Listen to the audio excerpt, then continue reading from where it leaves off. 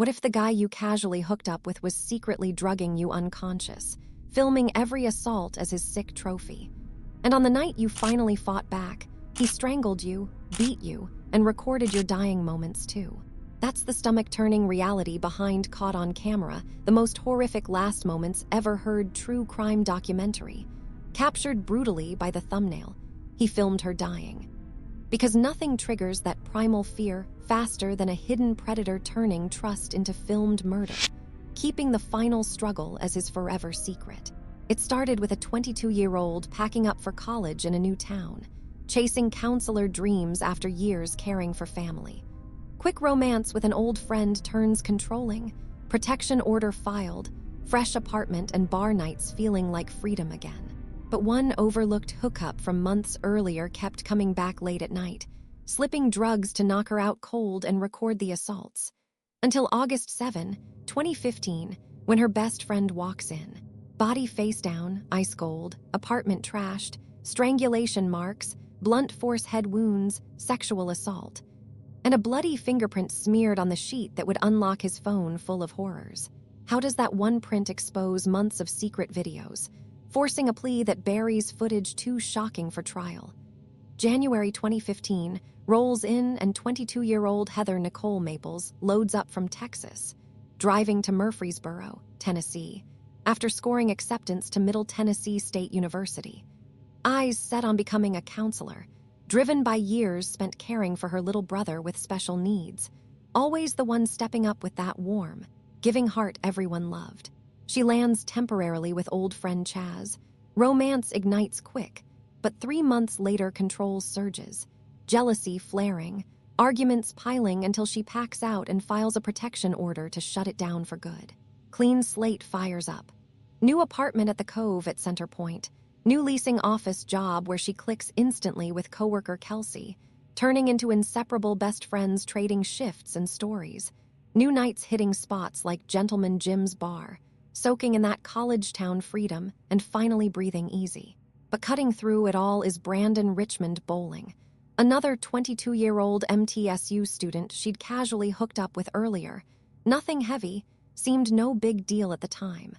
But late-night visits keep resurfacing, texts leading to drop-ins that slide under the radar. Those visits hide pure darkness.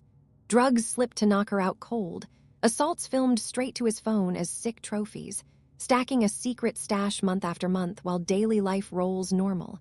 Work banter with Kelsey, texts checking in with mom, bar laughs feeling untouchable. How does that hidden violation build undetected for so long, turning stolen unconscious nights into a powder keg, waiting for one final visit to blow everything apart? Because August 6, 2015 hits with Heather texting mom about her day, joking to Kelsey, "If I oversleep after the bar tonight, call me.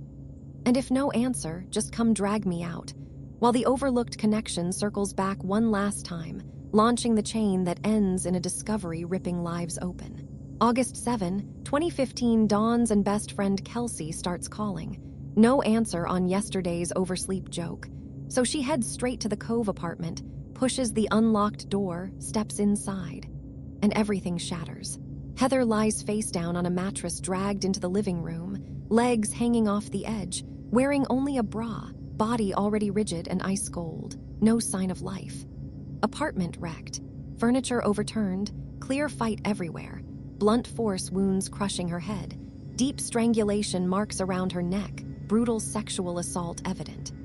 Kelsey screams and runs out, hits 911. Detectives flood the scene, confirming a savage attack that stole her life overnight after what started as a normal bar run the evening before.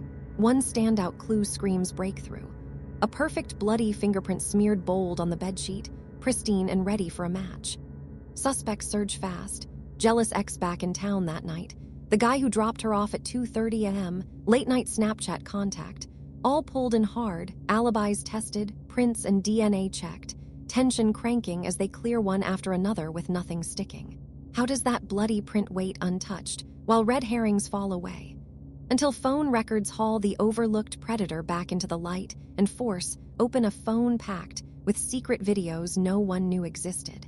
Because as the probe pushes deeper, The casual connection from months earlier resurfaces with evidence that flips the entire case, leading straight to a calm interview that collapses under the weight of undeniable proof and horrors filmed in the dark. Phone records finally break the stall, one name lighting up late-night contacts repeatedly. Brandon Richmond Bowling, the 22-year-old MTSU student and casual hookup from months back, the connection that had slipped completely off the early radar. Detectives pull him in fast, interview room calm. He's polite and steady, insists he hasn't been near her apartment in weeks, no clue how any evidence could tie him. Lab confirms the hit. That bloody thumbprint on the sheet matches Brandon's right thumb dead on, irrefutable proof planting him at the murder scene. Shown the print, the composure shatters. He breaks, charged immediately with first-degree murder and rape as the case locks in. Phone search warrant executes, and the full horror floods out. Self-recorded videos going back months, June and July 2015, showing him drugging Heather unconscious on visits, then assaulting and filming each time as hidden proof of repeated attacks no one ever suspected. It gets darker.